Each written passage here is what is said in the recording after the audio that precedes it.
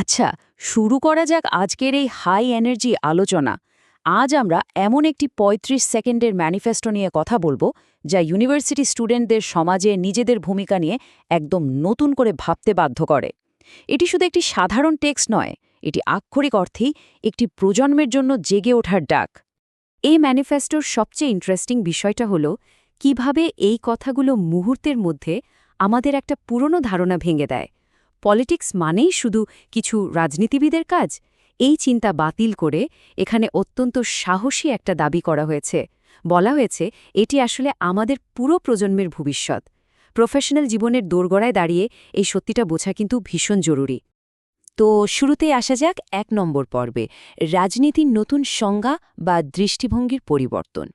এই টেক্সটটি চমৎকারভাবে তুলে ধরে যে আমাদের চিন্তাধারায় ঠিক কতটা বড় একটা শিফট বা পরিবর্তন আনা প্রয়োজন। প্যাসিভ দর্শক হয়ে গ্যালারিতে বসে থাকার পুরনো ধারণা থেকে বেরিয়ে এসে সামনের দিনগুলোর জন্য একটি অ্যাক্টিভ ওনারশিপ বা সক্রিয় দায়িত্ব নেওয়ার কথা বলা হচ্ছে এখানে। বিষয়টা আরেকটু পরিষ্কার করতে চলে যাচ্ছি ২ নম্বর পর্বে, প্রতিদিনের বাস্তবতা এবং এই ধারণার বাস্তব রূপ।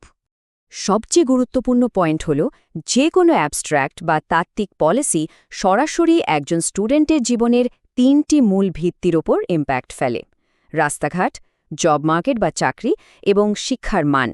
এই ৩টি বিষয় ছাড়া কিন্তু ক্যাম্পাসের দৈনন্দিন জীবন একেবারেই অচল। সোর্স টেক্সট এখানে অত্যন্ত নিরপেক্ষভাবে প্রতিটি বিন্দুকে এক সুতোয় বেঁধেছে। পরিষ্কারভাবে বলছে যে ভাঙা রাস্তা হোক, চাকরির খোঁজ হোক কিংবা পরীক্ষার জন্য পড়াশোনাই হোক, সব কিছুই আসলে দেশের সিভিক সিস্টেম বা কাঠামোর সাথে ওতপ্রোতভাবে জড়িত। এর বাইরে থাকার কোনো উপায় আসলে নেই।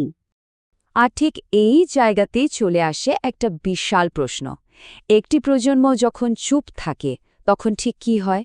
আমাদের এই সম্মিলিত নীরবতার মূল্য আসলে কতটা ভারী? এই প্রশ্নের উত্তর খুঁজতে আমরা যাব ৩ নম্বর পর্বে, নীরবতা ভাঙা, যাকে বলা যায় এই স্ক্রিপ্টের দ্য বি ড্রপ মোমেন্ট। ম্যানিফেস্টোর এই লাইনটি আজকের আলোচনার সবচেয়ে এনার্জেটিক অংশ। এখানে খুব স্পষ্টভাবে এবং জোরালো গলায় বলা হয়েছে যে তরুণ সমাজ যদি সত্যিই সিস্টেমে কোনো পরিবর্তন চায়, তবে চুপ করে বসে থাকাটা কোনোভাবেই গ্রহণযোগ্য হতে পারে না। এখানের লজিক একদম পরিষ্কার এবং আনকম্প্রোমাইজিং। যে প্রজন্ম নিজেদের পরিস্থিতিকে নতুন করে গড়তে চায়, তাদের জন্য সোচ্চার হওয়াটা কোনো অপশন নয়, বরং ম্যান্ডেটরি। পরিবর্তনের জন্য নীরবতা কোনোভাবেই কোনো হাতিয়ার হতে পারে না। এই মোমেন্টাম ধরে রেখেই আমরা আসছি ৪ নম্বর পর্বে, একটি প্রজন্মের শক্তি এবং সিস্টেমের পরিবর্তন। শুধুমাত্র একটি প্রজন্ম চাইলেই পুরো সিস্টেম পাল্টে যেতে পারে, এই কথাটি বলার মাধ্যমে স্ক্রিপ্টটি আসলে অসীম এবং অতুলনীয় একটি ক্ষমতা সরাসরি তরুণ সমাজের হাতে তুলে দিচ্ছে। এর মানে হল, পরিবর্তনের চাবিকাঠি অন্য কারো হাতে নেই, এটি এই প্রজন্মের কাছেই রয়েছে। পুরো চিত্রপট বদলে দেবার জন্য কেবল একটি ঐক্যবদ্ধ প্রজন্মই যথেষ্ট। এই এক সংখ্যাটির জোর ঠিক এখানেই। এটি প্রমাণ করে যে বড় ধরনের সিস্টেম্যাটিক পরিবর্তন অসম্ভব কিছু নয়। এর জন্য শুধু প্রয়োজন সম্মিলিত ইচ্ছাশক্তি। আলোচনার একেবারে চূড়ান্ত পর্যায়ে এসে আমরা দেখব ৫ নম্বর পর্ব, ভয়ের বদলে ভবিষ্যৎ বেছে নেওয়া এবং চূড়ান্ত সিদ্ধান্ত।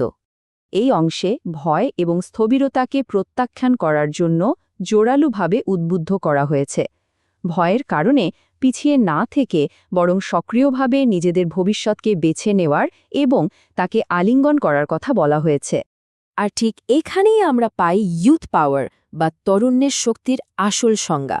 টেক্সট অনুযায়ী এটি কোনো ধ্বংসাত্মক শক্তি নয়, বরং এটি একটি কনস্ট্রাকটিভ এবং নিরপেক্ষ শক্তি, যার একমাত্র লক্ষ্য হল একটি ভালো আগামীর দিকে এগিয়ে যাওয়া। স্ক্রিপ্টটি পুরো বিষয়টিকে এই অকাট্য গাণিতিক সমীকরণে এনে দাঁড় করায়: ইউথ পাওয়ার সমান সমান নেশন পাওয়ার। একটি জাতির শক্তি আসলে তার তরুণ প্রজন্মের শক্তির একদম সমান। নিজেদের কণ্ঠস্বর তুলে ধরার মানে এই নয় যে এটি কারোর বিরুদ্ধে একটি অন্ধ বিদ্রোহ, বরং এটিকে ফ্রেম করা হয়েছে একটি সার্বজনীন এবং সবার জন্য উন্নত ভবিষ্যৎ নিশ্চিত করার লক্ষ্যে একটি প্রয়োজনীয় ঐক্যবদ্ধ কোরাস হিসেবে। তাহলে নীরবতাকে চিরতরে পেছনে ফেলে আমাদের সবাইকে এখন ভাবতে হবে, এই প্রজন্ম ঠিক কিভাবে তাদের ক্ষমতাকে ব্যবহার করে ওই একটি মাত্র কণ্ঠস্বরকে একটি বৈপ্লবিক ভবিষ্যতে রূপান্তরিত করবে। নিজেদের অধিকার আর ভবিষ্যতের জন্য এই সম্মিলিত কণ্ঠস্বর কিভাবে কাজে লাগানো হবে, সোর্স মেটেরিয়ালটি শেষে সেই সবচেয়ে বড় প্রশ্নটি আমাদের সামনে রেখে যায়।